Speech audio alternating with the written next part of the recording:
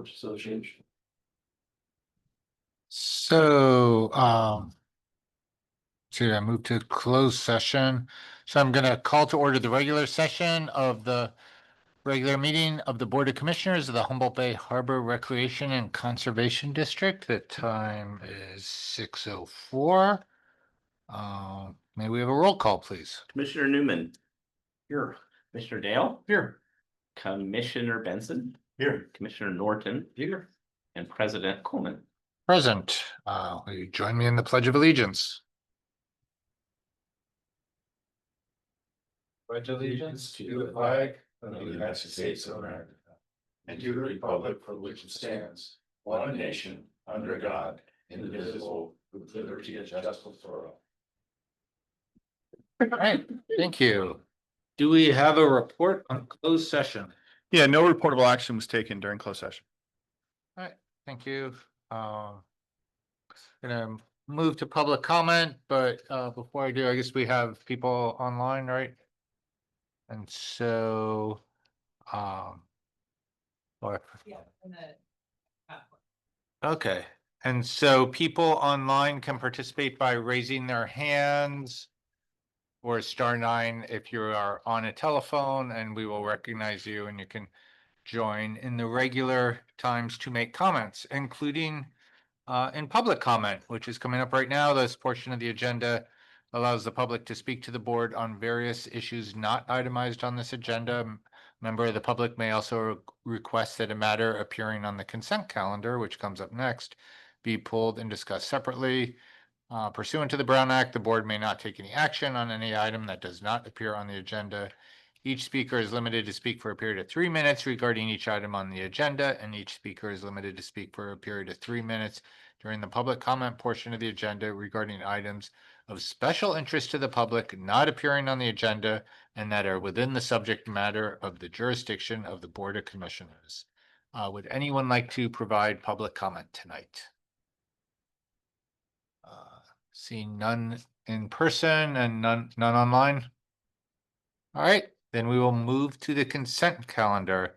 Looks like I move to approve consent. Second. motion and a second. Whose second was that? Andy was asking. All right, all in favor? Aye. Aye. Any opposed or abstaining? Okay. We have consensus on the consent calendar. Communications, reports, and correspondence received. Do you have any correspondence? No correspondence received. Then would you like to give an executive director report?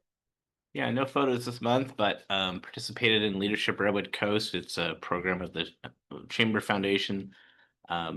Something that Rob and I have done in the past as well, and did a tour, talked with the group a little bit about, of course, the Heavy Lift Marine Terminal, Nordic Aqua Farms, and then a little bit more in depth on the other things that we do and what some of the key initiatives are for the Harbor District outside of our development projects. It's always fascinating to see people that don't understand what we do in the aquaculture world. So I had a great trip there with Eric Carr and Scott Thompson of Nordic. As part of the Heavy Lift Marine Terminal project and this Baywide Master Plan, one of the opportunities was to go port-wide to the private terminals. And I did that with Adam. And really what my purpose in being there is I wanted to get on a couple of sites that I hadn't been on, but also to discuss current and future uses. And, I'm happy to share that there is vision in this port for these private terminals, even that aren't district-owned terminals, and people do have desire to work with the district. In fact, there was open invitation there to do more, and that's exactly what I was hoping that would be accomplished. So fun to spend some time with Adam, and we talked, of course, about wind uses, but about other opportunities as well. Went on a site tour of the Heavy Lift Terminal site with the Community Advisory Committee, some of the people from that. Again, great to get people out on the site and have, seeing is believing, and they're seeing the opportunity there for brownfield cleanup, getting a better view of upfront, water's edge, if you will. And it's just good conversation. It's really enjoyable to engage with people, and the questions always amaze me. Good job on that, Rob. the RWE and Vineyard leadership teams have been meeting with Rob and I. They've been coming in pretty regularly. We now have a monthly visit with RWE, and Vineyard is periodically throughout the month. And both are very focused on the opportunity out here in California. So I want to continue to report on that. The Harbor Safety Committee met last month. It's good news. I've commented on this past. We've had a real issue with navigation. We reached out to the sector commander, Jordan Baldueza, and said, look, we need help. Immediately thereafter, we had the cutter Adler or Alder here rather, and that's a buoy tender, and got a buoy work getting done, and then came back for follow-up work. So want to give a real special thank you to the U.S. Coast Guard, specifically the sector command, San Francisco, that is, and thank them for doing that. This is a constant issue that's been coming up for 18 months to 2 years. Yeah. So nice to have that resolved, and for the resolution coming, there's a bit more work that has to be done, but it's very much underway. We also met as a Bar Pilots Advisory Committee, and getting prepared to do some more work around the port, hopefully to be able to do surveys here directly, and a meeting in September with U.S. Army Corps of Engineers specific to some of our navigation and general operations that involve the Corps of Engineers here in the Port of Humboldt Bay. Getting ready to start a king salmon community project. There is a Fields Landing king salmon sea level rise slash flooding slash we live in a real low-lying area where it gets the water, a committee that's meeting. Craig was approached by a student, our Commissioner Benson rather, I'm sorry, out of Cal Poly Humboldt, that was interested in perhaps doing some stuff in our recreation area there. And while funds and opportunities there are limited, it appears that we might be able to do some community signage and enhance or remove the bus stop that's down there and do something that's a little bit more suited for the neighborhood. So very excited to be working with her. It's in Commissioner Newman's district, so I've been keeping him abreast, and I'll be, getting together with Craig and Aaron as soon as she submits her drawings. But it looks like we might have a fun little project there. And she's a student of Lori Richmond's. Lori continues to refer folks to us as well. So happy to be doing that. Attending the local CSDA, local chapter meetings. We don't have as much involvement in this as the water districts do. This is really the community service districts that are doing this, but learning a lot, learning about opportunities that are out there that we weren't taking advantage of. And there's a lot of opportunity with this for the California Special Districts Association. So really getting a lot more involved there. Then we had our City of Eureka Harbor District 2x2. The city's working on some updates that could benefit us in the long term for development here on the island. So we're happy to engage on that. And of course, we talked about our general business that we share together, such as judging of our marinas, state tideland responsibilities, trust lands, and our desire to continue to work cooperatively and get marine debris and vessels out of the bay. So, all good meetings, no photographs this month. Going to end with the city of Arcata. We had a meeting with them yesterday. They were talking about their long range wastewater planning. Obviously, we want our outfall line used. We're very interested to see that used, and that's not necessarily on the table. It was a topic of discussion, but we also have a lot of advocacy to do for aquaculture and water quality. So it's nice to meet with them, and happy to see Emily Sinkhorn. Hadn't seen her, even though it was online, 5 miles away in quite some time. So I'll pass it over to Rob. I have no report this month. All right, then, do we have a district council report? Nothing for me. All right, and doesn't look like we have an engineer, treasurer. Oh, sorry. Oh, We do have an engineer report. online. I can't. I'm the engineer. Oh, okay. So in terms of Nordic Aqua Farms, FHN conducted additional field surveys of eelgrass and uplands for the Bay Street Mitigation Project. They've been doing all the botany surveys in preparation for development of that site. Fields Landing Boatyard. This has been a challenging project for us to get going. And so I don't know, this thing is not working. There we go. So one of the things is we're really focused on our inspections down there, making sure that we have compliance down at the boatyard in terms of our industrial general permit. On the treatment system, that cost continues to grow, and we have some groundwater issues there potentially. So now we're looking at adjusting the design to have some of that on upland. It means larger pumps, but lower level of maintenance if it's up above, and it reduces costs, so we can achieve that. So quite a bit of design and coordination occurring there. We need to do a couple more quick field studies, but we think we found a pathway to get underway with that, probably late fall. And it's all work that can be done year round. There isn't enough disturbance to the ground there to not. They reviewed the analytical results from the wash water treatment system. So we renewed our permit, as you're aware, for our wash water treatment system. We have to test that before dosing, and we continue to get really good results. So we know when we go through our carbon filter system, we're achieving what we need to have. The RM2 outfall line, we're working through the various permitting requirements and activities for the pipeline repair project. There's some updated design, anchoring design that's due here in the next month. And then meeting with the U.S. Army Corps of Engineers again on the reuse of the dredge materials. I'm probably looking at 27 now, not 26. But that coordination still continues to go well. Real special thanks to Savannah Fanning and Ellie Covington from the Corps. And then they're putting some additional cost estimates together for some permitting environmental review related to this outfall line, because we're looking at maybe a little bit bigger footprint. And so more detail to come on that, but Mike wanted to make sure that his work was noted. RM2, the former LP solid waste dump, our solid waste site, we have a 5-year sampling that has to occur. That'll be done this month. And we have Erilyn from their group present when we do that sampling. It's a very large sampling suite of the monitoring wells at the solid waste disposal site. For those of you that are unaware, it's the big mounds that you see out by the pulp mill. Shelter Cove, as you know, FEMA's proceeding out there. We're only 1/3 of the approval way through, but we're looking at at least stabilization and what next steps would look like for the boat launch and access areas. And then finally, the RMT1 brownfield. The initial phase 1 inspections will be done in the month of September, so we'll be perhaps reporting on that at the next board meeting. But they're working with us and Mindy on all of the reporting requirements of the grant, as well as getting our submissions to acres. That's how we get paid. So that's Mike's report.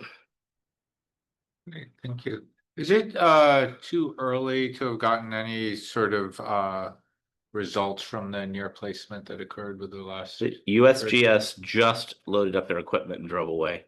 Oh, So okay. yeah, the plan was for them to come back July or August. They literally were here loading the truck yesterday and the day before. So we should get a report. So I think from we'll hear that. quite a bit. Yeah. Great, look forward to that. Commissioner reports. Who would like to go first? I'll start. Planner report. Yeah. Oh, was there a district planner? No, not tonight. Thank you for checking. Yeah, I been participating in the Green Harbor Advisory Committee and made some comments on the policy document. That's about it. Okay, thank you, Jack. Craig? I will continue to be part of the steering committee. We just met yesterday morning, and it's we're looking at the next CAC meeting, possibly moving into Phyllis Rex townhomes. That continues to be really important. On the side of that, I'm still attending monthly sea level rise Institute meetings, and now reviewing the 5th climate change assessment for the North Coast document that the governor has appointed us to. So we're finally, getting through that, getting into a draft form of something to send back to Sacramento about what we think they ought to invest in here in terms of climate resilience. Great, That's it. thank you. Thanks for digging into those weighty documents. Yeah. Greg? So I did participate in a marine terminal committee meeting. Not a whole lot new going on there, just more steady in the boat. I will say that it's been a pleasure to have served on REDEC for the last, I don't know, 12 years. But a person, my friend, and I think a stellar human being David Lindbergh from the 3rd District of the Humboldt Bay Municipal Water District. Passed away last month in a tragic motorcycle accident.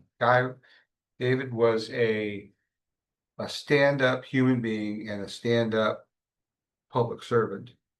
And I enjoyed every single moment I got to spend with him. So I just thought we should at least give him some acknowledgement and say Godspeed, David. Other than that, I don't have, what else have we done? Oh, yeah, we had a pilots meeting. That was pretty productive, I think. Chris, well done in managing that meeting and leading that meeting. I think you did a great job. I apologize for not being there in person, but probably got more done because I wasn't there. We made you talk. Yeah. I think things are looking up in the pilot side. And I'm excited. We just need more work for them. And we're getting there. Hell, those guys are a full-time job. Make no mistake about it. Yeah, they are full-time. Yeah. Yeah. Anyways, that's all I got. I also participated in the pilot committee meeting and the 2x2. Thought they were both very productive. Especially some of the zoning discussions with City of Eureka. I also was on a boat tour on the Matticat for some of the members of the Peninsula community. Got to hear their concerns about the possibilities surrounding the heavy lift terminal project. It's very interesting to understand how folks are feeling about it out there. I actually got to go catch some salmon commercially in Oregon and some albacore. First time I got to catch a salmon commercially in almost 3 years, and it felt really good. And they were big fish too. They were 14-pound average dress fish. So 5 days we got 120 fish. So it's pretty good fishing. Some really bad news for the fishing fleet. I don't know if everybody's aware, but a lot of people choose to fish alone on their boats. And the Carolese has been brought into Humboldt Bay. Dear friend and political advocate for the fishing industry for many, many years, Joel Kawahara, was fishing alone and fell over a couple days ago, and they found his boat. So it's one of those really bad things, and he was a really great guy. So that's my report. For that, yeah, very sad to hear news on both those public servants. Let's see, I brought some pictures. I don't know if I you mean, have I'm them. clicking, but Okay, and then I guess before I get to that, I also participated in the Community Advisory Committee meeting and some planning meetings for an upcoming event, which I guess there'll probably be more announcements or speaking about later. So Is that the high? what's that? That is the Ritz, actually. So I also had the opportunity to participate in the beginning of the elected officials to protect America's leadership, public leadership training certificate program with a trip to DC, and did not know at the time that there was going to be such a strong Humboldt contingent. So I'm there with Stacy Atkins from Arcata, Katerina from Humboldt Area Foundation, and Kat from the Blue Lake City Council.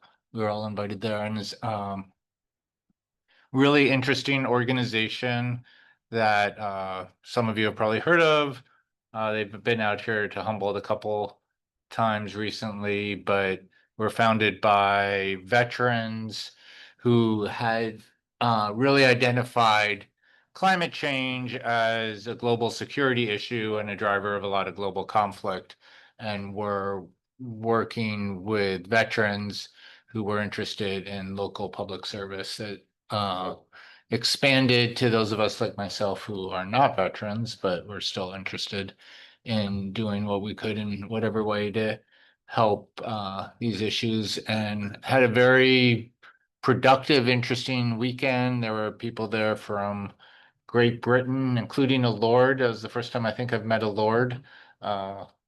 And Singapore, and a strong contingent from Ukraine, which was really great to see them and just really brought to, so I mean, we all know what's going on in Ukraine, or at least some of what's going on. I've heard more stories of stuff that I hadn't known what was going on, but just putting faces to it. And these people are still very vibrant and trying to do a lot of good work in energy and in other fields. But when we think about the issues we have with development of our harbor here, at least we're not having anybody shooting missiles at any of our sites right now, so we have that going for us, I guess.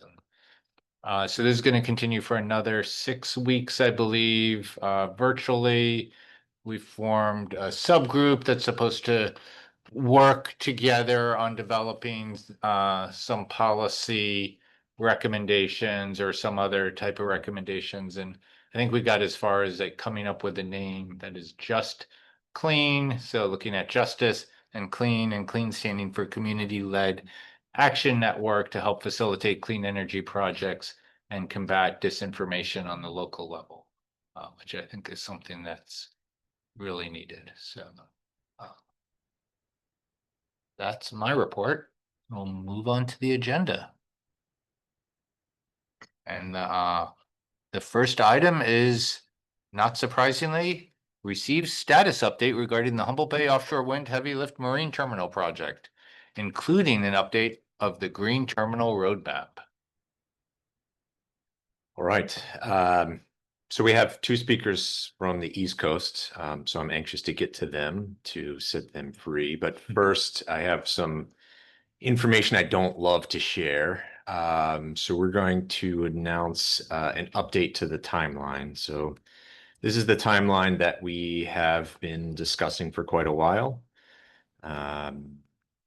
where special studies were coming to an end relatively soon, and then CEQA, NEPA permits, or at least the draft environmental impact report, would be ready in March of 26, with design continuing through 27 and then construction happening in sequence in the subsequent years. For reasons I'll explain in a moment, we need to push out the schedule so that it looks like CEQA draft environmental impact report won't come to you until the end of the calendar year of 26, with some possible window into 27, which then pushes out the design timeline and pushes back construction, though those dates were always speculative. It depends a lot on what the energy companies need. So the revised timeline generally comes down to CEQA draft environmental impact report coming to you in late 26. I'm pushing really hard before the end of that calendar year, September, October. And these are some of the reasons why the project timeline is delayed. So we received a grant from the CEC. Those funds were supposed to come to us in April. In each month, they've been pushed back, and we still don't have those funds and may not until October. So that has delayed a lot of special studies, which cascades through. The phase 1 site assessment is slower than expected, which is holding back a lot of the CEQA analysis. And then we have a lot of cumulative grants that we're balancing, which has delayed some special studies. And the energy companies seem to be slowing down. So those are some of the reasons. Happy to talk about those after our speakers. So we have speakers tonight, Tom and Josh, about foundation assembly and equipment, cranes, and vessels. Whichever. I think I have Tom listed first in the presentation.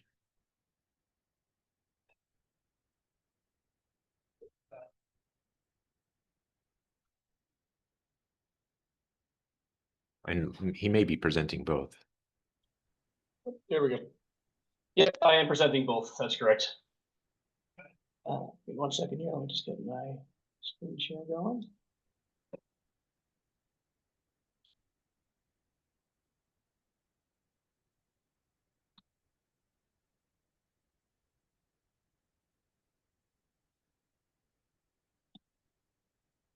All right, can you guys see my screen? No. No? You said.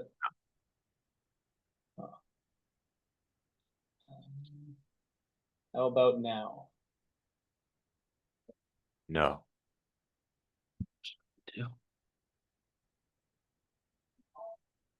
There, There it goes. There we go, okay. Good now. All right, so I was asked to speak on both foundation assembly and the types of cranes and vessels, and equipment that we'll see at the yard, once it's fully developed. I spoke last month, but my name is Thomas Hickey. I'm a port planner at Moffett and Nickel. I work out of our Boston office, and I kind of jump around between any type of offshore wind projects that we have. I also have a background in naval architecture, marine engineering, and working for offshore wind developers. So the basics of floating foundation assembly, essentially, I'm reusing this slide again from last month, but it's very similar to marshaling of wind turbine generator components, where we have large components being manufactured someplace else, brought into the assembly yard, pieced together, and then put out the final product for integration with a WTG. So what is a floating foundation? Floating foundations serve as the base for wind turbine generator systems in deep water, where fixed solutions are no longer technically or financially viable. Currently, most of the foundations that you see in fixed projects in the US are monopiles. They're just a large steel pipe driven into the ground with a tower attached to the top of them. Those foundations tend to max out around 40 or 50 meters of depth. There are also jacket foundations that max out around 60 meters of depth. And they can go bigger for substations and things like that, but after that point, it just becomes overly expensive or technically difficult to achieve, and you move on to a floating foundation.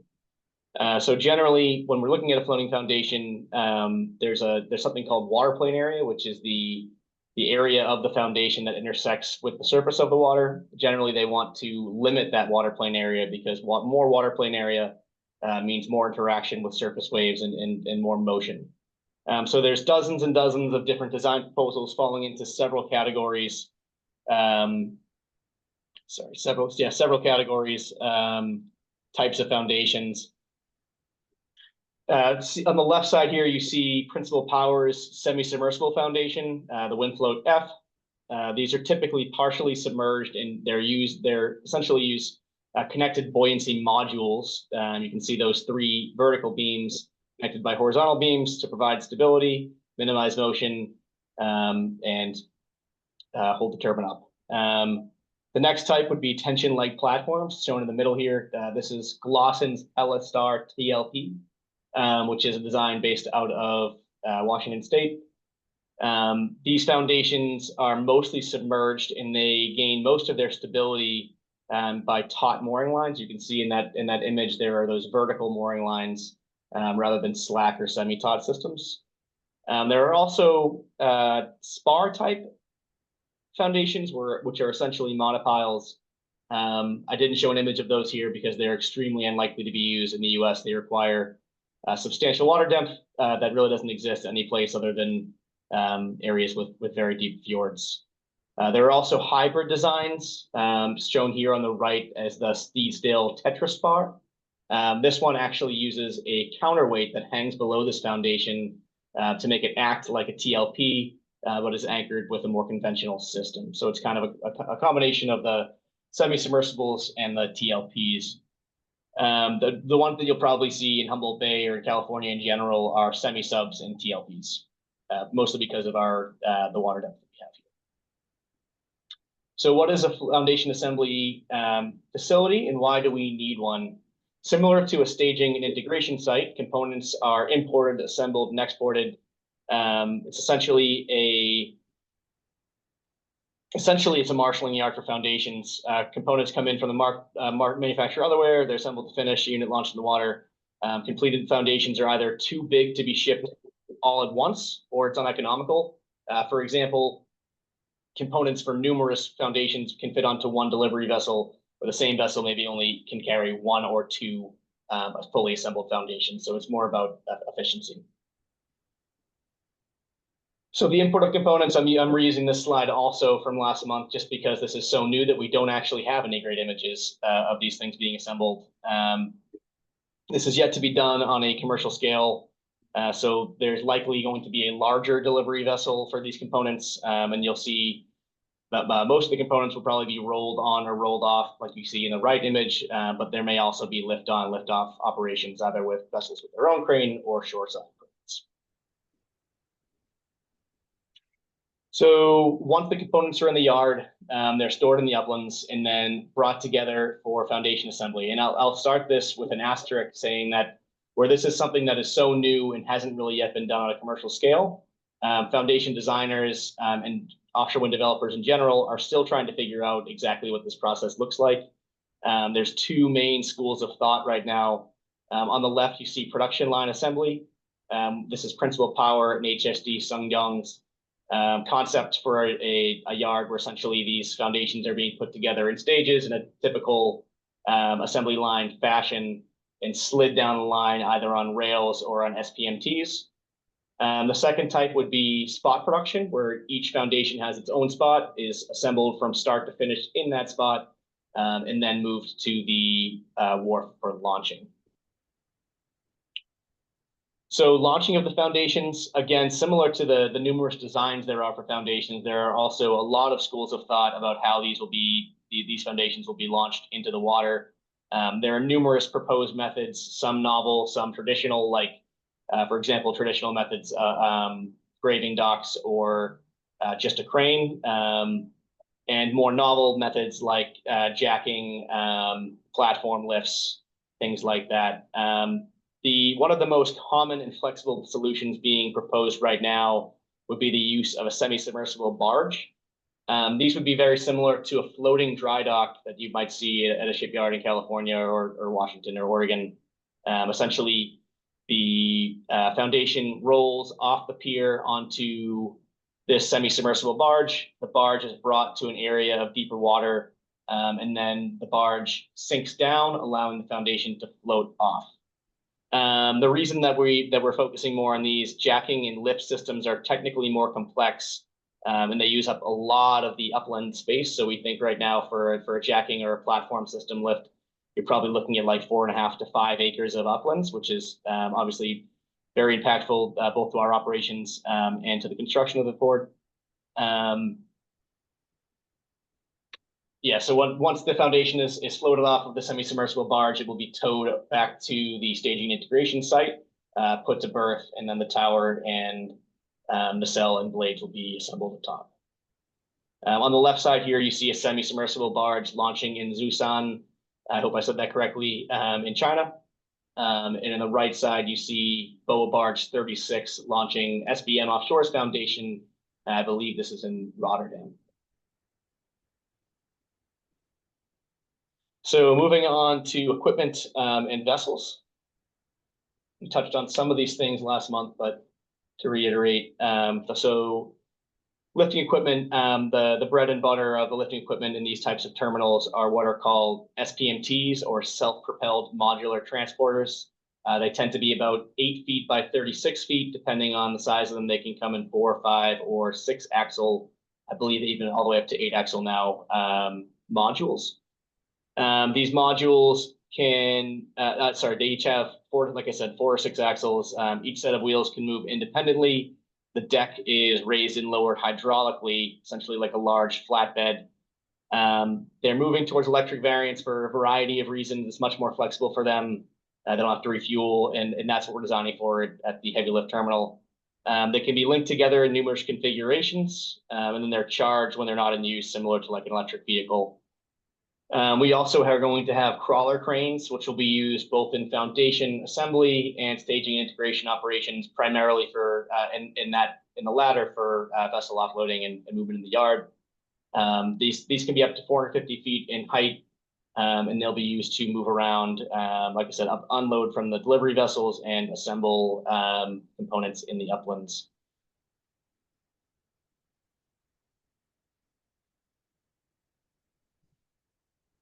We also will have a ring crane, most likely in the staging integration site. These are the only cranes capable at the moment of assembling these new 20 to 25 megawatt WTGs. They can be up to 775 feet in height for this activity. And it's really impressive. They can actually lift almost 2,000 tons to that height. So really, really impressive piece of technology. You see right here, this is Huisman BMS crane. You'll also see a lot of, when you look at upring cranes for offshore wind, you'll see the SK6000 from Humboldt, which is also been designed for offshore wind activities. Delivery vessels. So we'll have two main types of delivery vessels. These are the vessels that bring components into the facility, both WTG and foundation components. They could be something like the Rotra Mare, which is shown here on the left. This vessel was specifically designed for one of the WTG O&Ms, and I think it's G, but I might be blanking on that right now. These types of vessels may or may not have their own onboard cranes. Those with cranes are called geared vessels and may be capable of unloading without the use of shoreside cranes. Those without are ungeared and require a shoreside crane, most likely a crawler crane for unloading, or row-rows. The Rotra Mare is actually a hybrid ship and can do both row-row and crane activities. The second type, which we're seeing more commonly used as component sizes grow and developers wish to maximize the components being transported in one trip, are open deck heavy lift cranes like the MV Blue Marlin shown to the right. These vessels will either require shoreside cranes or row-row operations for unloading. Some of them may have semi-submersible capabilities, allowing them to perform foundation launches. This is unlikely in Humboldt with the current depth restrictions. They may need up to 90 feet of water to submerge. Substantially more than the semi-submersible barges, which need about 50 to 60 feet to float off the foundation. And like I said, the reason that these open deck carriers are becoming more and more common, especially on the West Coast, we think that these will be used more because the manufacturing bases are further away, so minimizing the number of trips required for the vessel. The launching barge will also be a key component of the terminal. This is, like we talked about earlier, used to launch the floating foundations. These were primarily a novel design. They have to be what's called Jones Act compliant, which means that vessels moving goods between U.S. ports needs to be U.S. built and crewed. Currently, there are no semi-submersible barges in the U.S. that are capable of doing this. So this would have to be custom built. An example shown here on the left is BOA barge 39/40. This barge is being built right now somewhere in Europe, but won't be able to be used in some place like Humboldt Bay because it's not U.S. built. But similar dimensions are expected, maybe a bit wider, something like 550 feet long, 240 to 350 feet wide. It may even be modular, and the draft would be variable based on the design. On the right, you see a team of these barges launching the U.S.'s first home-built wind turbine installation vessel in what was also the world's largest lift by SPMTs. Yeah, so this vessel actually rolled off and jacked up, so the barges didn't have to submerge, and it didn't count for the Jones Act. Finally, we have tugboats, and there's a few different types that we'll see. The two major types will be anchor handling tug supply vessels, or AHTS. There's also harbor / escort tugs. You also might see something in the similar size range as the harbor tugs that are a little bit more ocean going. So these AHTSs, these are the largest towing vessels in the world. They can have up to 200 to 300 plus tons of bollard pull, which is essentially the force put out by them if they're at a dead stop tied to a pier. How much force can they pull on their tow line? AHTSs will be used for anchor system installation and final tow out of the integrated foundations. Like I said, they can get as big as 200 to 300 tons bollard, which is what is required for offshore wind activities, which represents less than 10% of the global fleet of anchor handling vessels. And the US portion of that is even smaller. It's less than 1%. The harbor and escort tugs are a little bit less powerful, more like 75 to 125 tons bollard. But they're substantially more maneuverable. They might have Z drives or Voice Schneider propulsion systems that allow them to change their thrust direction essentially instantly, and these will be used both to aid the AHTS in the tow out of foundations and also help vessels and barges maneuver and dock in port. Shown on the right is an example of a harbor, a little bit more of an ocean-going harbor escort tug. This is Boston Towing's MV Independence at 120 feet long. And that is it for me today. If anyone has any questions, I'd be happy to take them.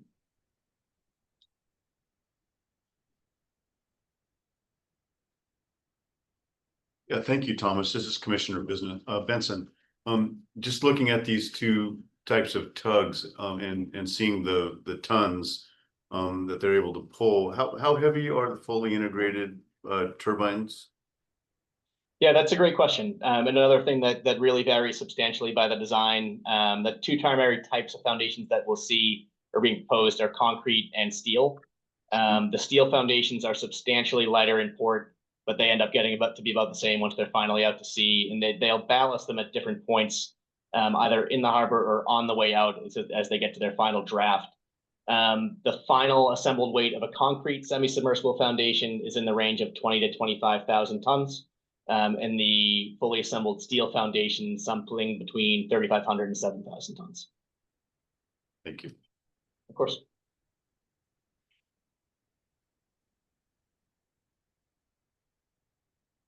Any other questions? From the audience, either in person or online? Yeah, Thomas, also, between all these cranes and different kinds of tugs, how many of these are available in some kind of an electric version at this point? Any of them? Yeah, another great question. So the harbor and escort tugs, those are just starting to go electric. There's a few of them in the United States, in ongoing projects. That will continue. So the availability of them is low right now, but new builds are starting to go in that direction. Anchor handling tug supply vessels are a bit different with the amount of power that they require. And there are hybrid designs out there right now, like diesel electric, that'll use electric when they don't need the power, and they'll jack on the generators when they do need it. But those are not that readily available. In terms of the cranes, they're almost entirely electric at this point. So the ones that we're designing for, the crawlers, and the crawlers are battery powered and charged overnight, or when they're not being used. The ring crane is plugged directly into an outlet in the terminal, and is fully electrically powered as well. Thank you. That's encouraging. Of course. I do have a question about the noise created by the equipment, since it's mostly electric as far as the cranes and whatnot. Are they fairly low noise pollution to the local community? Yeah, they're fairly low noise. I actually know that we just got some data from a moot on the ring crane. I don't have it in front of me. I know that if Ashley was here, she'd be able to provide it. So I think that if you ask that question again next month, she would have an answer for you. But I don't have that in front of me now. But I do know that compared to something like a diesel generator, it's pretty quiet. Thomas, this is Jack. Got a question regarding, we're talking about not necessarily things available. I don't think we should be talking about things necessarily available today, but what things are being planned for in 3 to 5 years, maybe even outwards if things go, are more delays in project development, and it could be beyond that. But so even at 4 years down, or 3 years, maybe was to have our best case scenario, and we had construction and everything ready to go and operations in 3 years.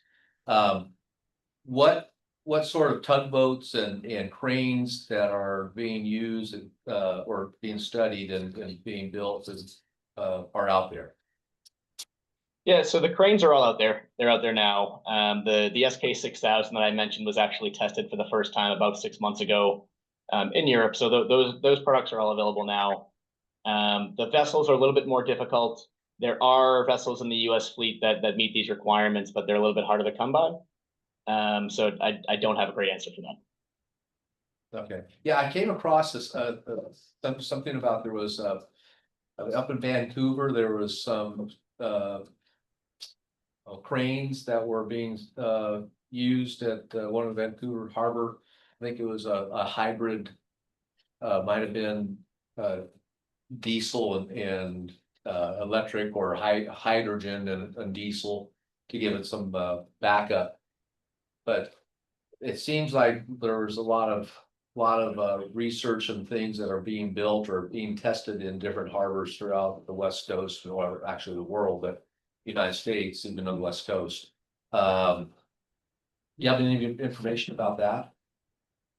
Not so much on the alternative power methods, no. I can say though that there are systems in place like Mahmoud had talked about, where if the draw was too big for the grid or the demand that the power that's available at the terminal, they also have the ability to trickle charge a battery bank or something like that to avoid the use of diesel emissions. And it's also just about, it's both environmental and efficiency as well, and just using the power as efficiently as possible. Great, thanks. And did you have a question, Rob? And then I have one. Just something to So- add to that. So there was a brief update about the green terminal plan in the staff report. We'll have a more detailed report presented next month. But a couple of things to think about. Tom mentioned the Jones Act. So there could be a fleet of electric boats, tugs, ships throughout Europe and Asia. We can't use them if they're not manufactured in the US, and current administration isn't incentivizing that sort of development here. We also, through our grants, very well may be subject to the Build America, Buy America provisions, BABA, which means even the cranes and forklifts would have to be manufactured in the US. So even if there are ports in Australia that have nothing but electric forklifts, if they're not built in America, we may not be able to access them.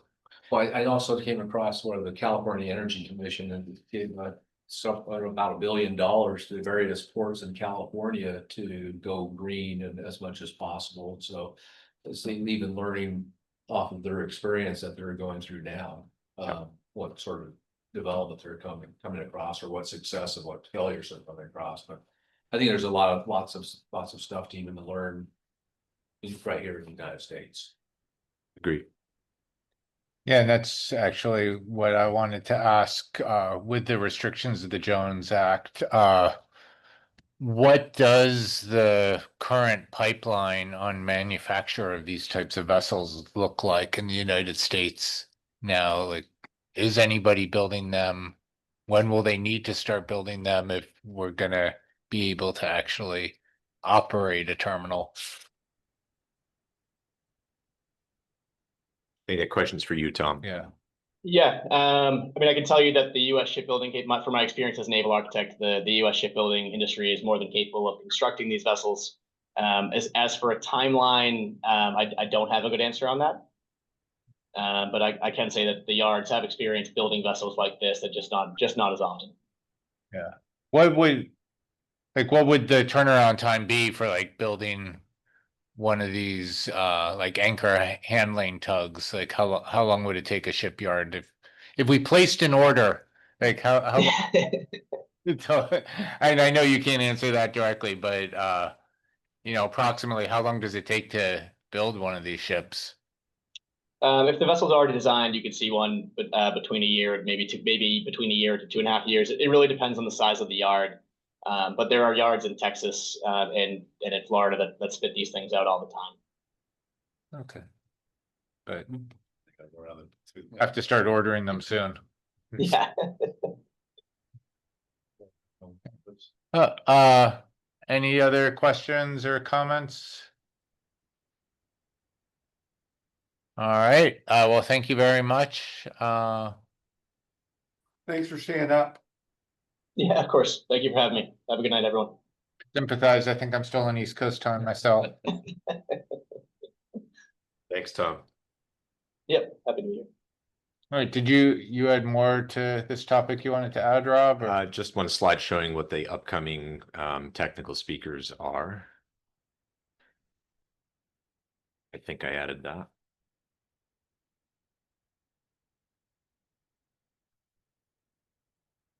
So September, green terminal, electrical, solar, utilities. and traffic, vehicular traffic. It's a lot of content. So let me know if you'd like to prioritize that and cut some of that content.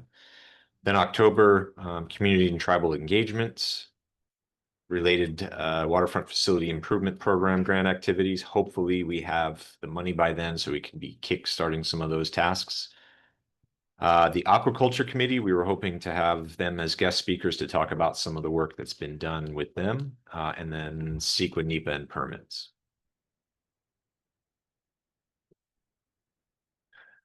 All right. That's robust. Because of the delays in CEQA out till possibly, October or so, 2026, is it still reasonable to have December be the impacts and mitigation theme, or might we be moving that? We'll see. Yeah.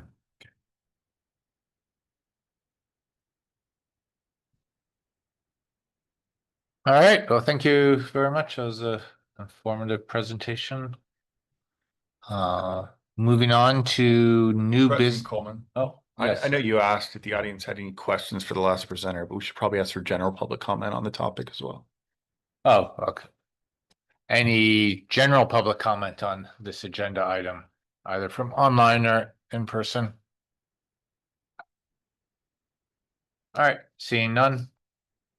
Can move along. Consider adopting resolution number 2025-07, a resolution establishing fees for services. So moved. Second. We have a motion and a second. Do we have a report on this? Well, as part of the budget process, there was discussion about, what can we do when we can only cut expenses so much, since we've been in that practice for the last couple of years. And so we talked about ways we could increase revenue. We brought a number of ideas up and said that staff would be conducting a fee study internally. And so we've identified some ways in our fee schedule. I know it's a bit small on the screen, displayed a lot bigger on my monitor, but in any event, just to hit a few, we've added a cruise ship fee, $100 per staff hour. That could generate $3,000 to $4,000 per ship. So a significant opportunity there. The Redwood Marine Terminal storage, that could be $1,000 a month, or excuse me, in a year, it could be $10,000 in a year. It really depends on the occupancy.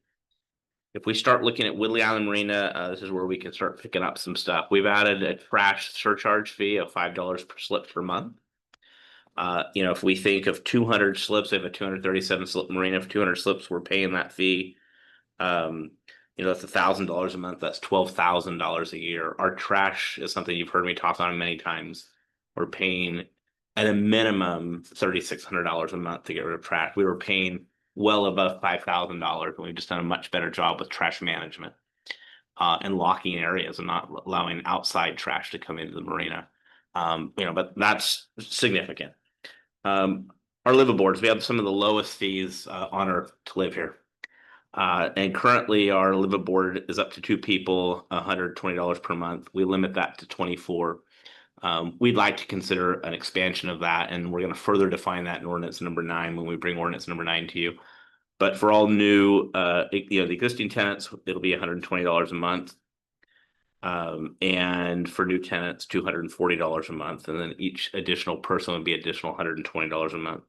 That's a fee for services amount. But, if we were in a position to add a number of slips, that could generate easily $28,000 plus a year.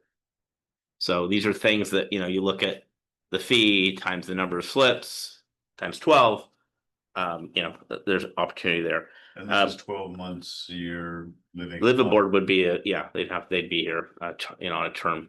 That's correct. That's not transient. Yeah. Same thing with parking. We really kind of had a fallacy in our trailer storage or automobile parking, just the way it was calculated. And you cannot rent a trailer space or a boat space or an RV space anywhere even close to what we were charging. So we're suggesting a pretty large change there from $200 per space period to $450. And we're still the best value, no doubt about it. Fish sales permits, currently it's $100 annually. We're suggesting that go to $300 per year. Again, we pale in comparison. And We provide a lot, keep in mind, people have water here, they have access to, we put marketing materials out, we dedicate parking stalls for fish sales, we'll be enhancing our fish sales board. So there is a value that's received, in turn for paying these sorts of things. We've left slip rents alone, they have CPI attached to them. We do know there is opportunity there, but we want to examine that at a future date. We're not looking to, up every single fee in every single category. But there's a few other little things here, and I think the ones I want to really hit on is our sundries. We have people coming from all around the county to do their laundry here on Humboldt Bay because we're so cheap. So you can just look at the comparison from one side to the other, but we're making a significant change there, and in essence, doubling fees in a lot of cases. We still will be, as of this survey, probably the lowest cost laundry in the region. So staff recommends approval, and this is a resolution, so we'll need it spoken as such, and then we'll take a roll call vote. But staff recommends the board consider adoption of the resolution, amending the fees, and allowing us to go to work. Could go into effect on. Great, that's good. Thanks for doing the homework, and also I just want to note how many things where there is no change. As well. So I'm curious. I just have one question about the fish sales permit. Is it just for the docks here in the marina, That is correct. or is it portable just across the bay for the Saturday? No, that's just for jurisdictional authority. That's just here at Woodland Island Marina. All right, thank you. And so that fish sale fee, that's an annual fee? Yeah, That's, if you have a vessel and you want to sell fish dockside, you would get a permit from the Harbor District Office. Currently, it's $100, and we're recommending that it go up to $300. Other marinas, one of the comparables is $50 per month, so that's $600. And it's multiple species. It's their catch, yeah, what they're permitted to catch. on the other terminals that are marinas, if it's $50 a month, is that like $50 per only when you're selling fish, or $50? I don't think we got into that deep of analysis on that. But most people that are buying them are year-round fishermen. Yeah. There are those that only fish one species. And keep in mind, one marina may have a different program than another marina. We did take a regional footprint, and then I took that a little bit further and went quite a bit farther north, quite a bit farther south, just because I have, ports and harbor masters that I talk to periodically through our different affiliations. Generally, most people, if they're able to pay it monthly, they have a much elevated fee. If it's annually, it's usually a lower discounted fee. And I know we are the lowest right now, and will remain the lowest at that fee based on the survey data that we have. I mean, as an annual fee, it doesn't seem like much. It seems like a big increase, like a 3 times increase, but maybe I defer to our local fishermen about that fee. That's the only one that The opportunities to sell dockside for most fishermen are albacore and crab. There's a few folks that do rockfish. There's very few people that have rockfish permits that allow them to do that. And the open access on those fish is very low. And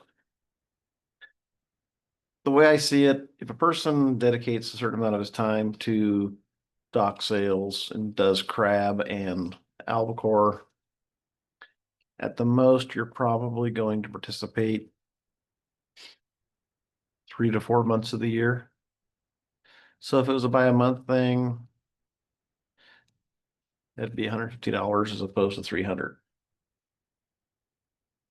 You said that some of the ports were charging $50 a month. Yeah, we don't know what their minimum is, however. yeah, I I get there.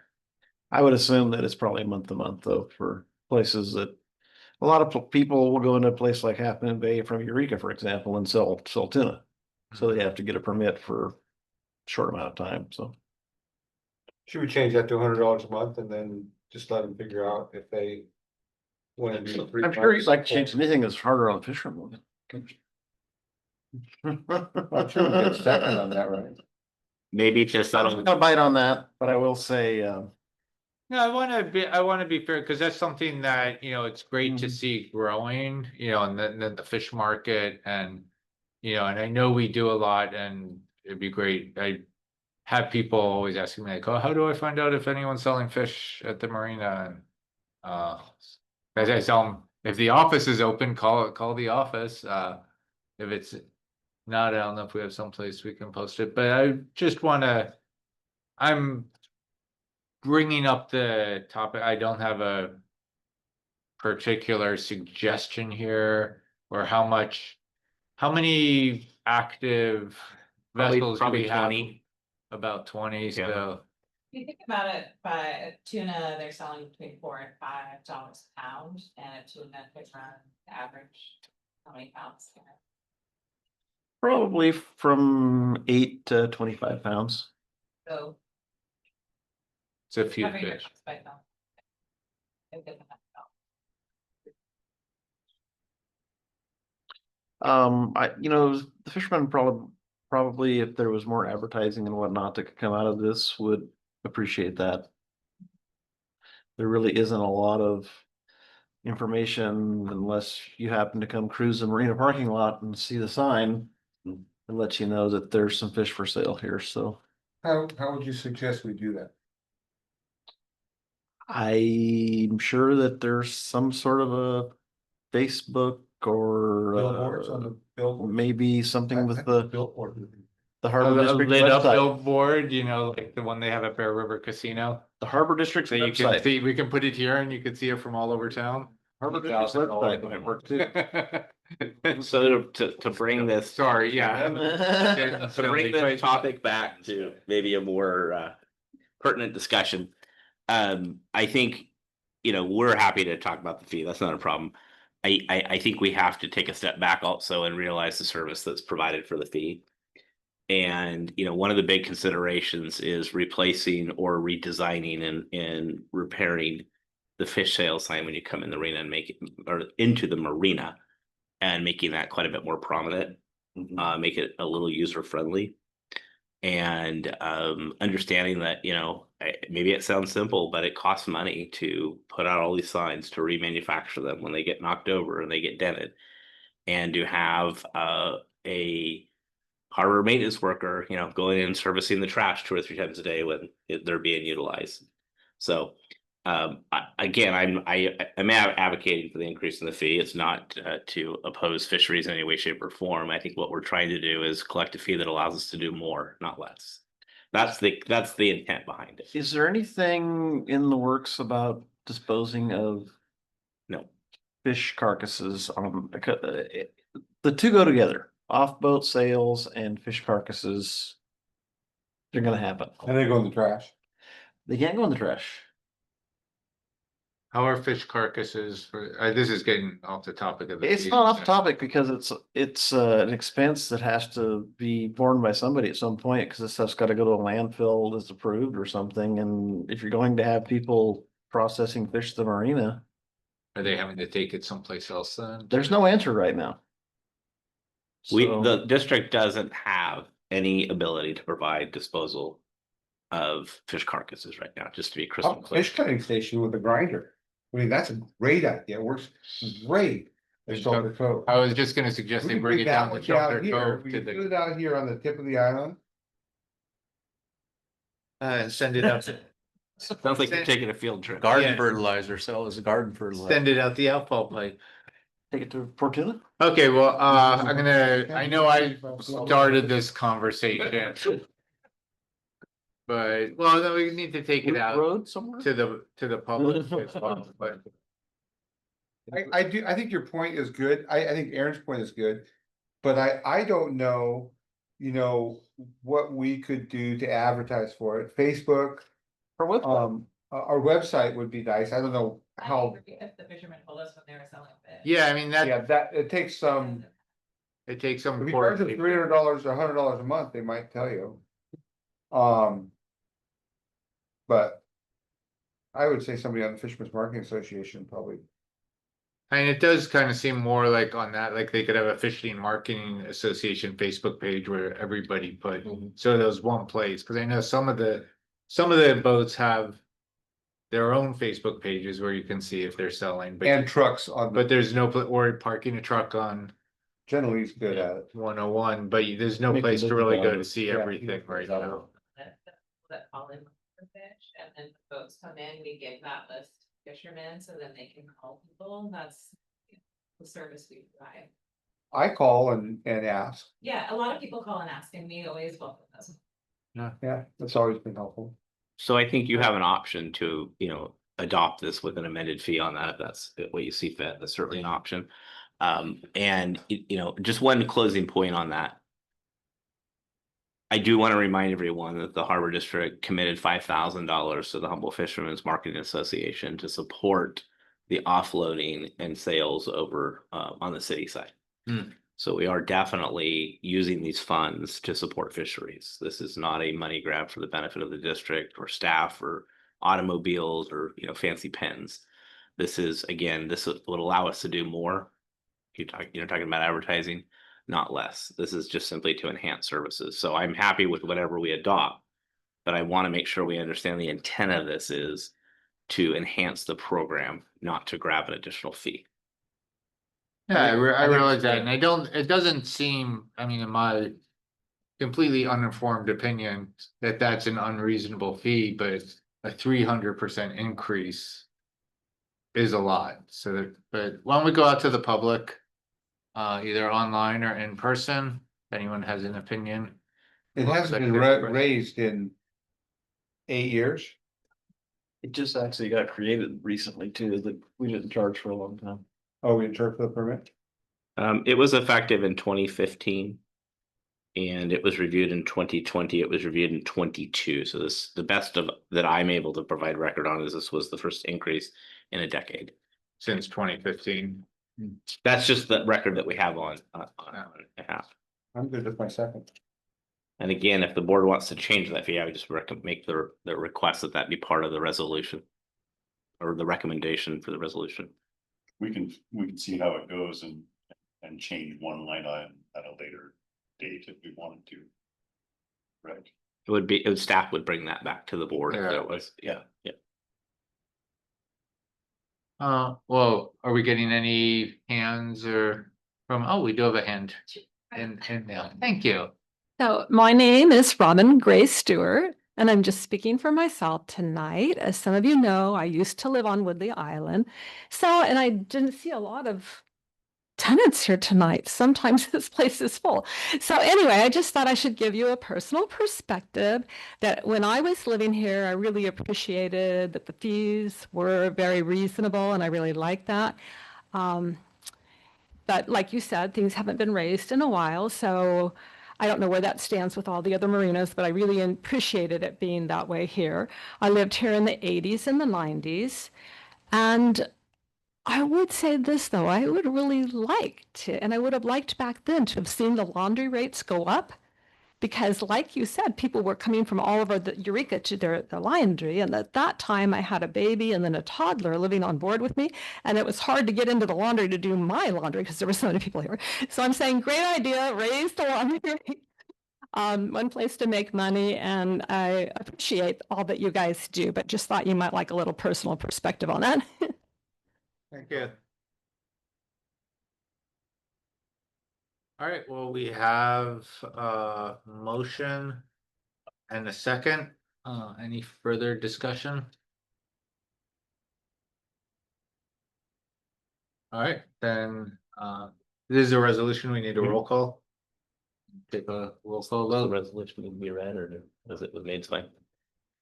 Are you calling for the roll call? I am calling for the. Sorry, I roll was call. checking with council on procedure. Okay. So Commissioner Norton, Aye. yeah, Commissioner Dale, Aye. Commissioner Benson, Aye. Commissioner Newman, Yes. and President Coleman. Yes. But I would like to see us continue to explore ways, and I don't know what they are, that we could work with the marketing association to make it Absolutely. easier for the public to figure out, because it's so hard for them to pick up a phone and dial a number. Maybe what we'll do is bring our enhancements back so people can get a testimony of what it is, what we're doing. Maybe that would be helpful. And then we could, from that, we could maybe stir a discussion on other things we could do. Would that be helpful for the board? Sure. I think the Eureka Fish Market has been good in raising awareness as well. It's very well attended. We know that there's something on the sign saying that there's fish available in a such a dock. That information can be put on the website pretty easily, I would think. But it seems like there's a risk to that too. If it's on the sign and it's put on the website and then they sell out, are they gonna come tell you to take it off the sign, or people are gonna see the website and? But a lot of us keep eyes on who's selling and we pop out those phone numbers. Really do try to help provide that information to everybody. And the truth of the matter is, most people that are engaged in doing a lot of off the boat sales, they're pretty active in Facebook and whatnot, and they keep the word out. Yeah, they really are exceptional. Yeah. And then we have our consistency, so, you know, oysters every Thursday through Sunday, we always offer that, and we'll pay it when we pay it. All right, well, I think that brings us to the end of the agenda. I will not be here in September. So have fun.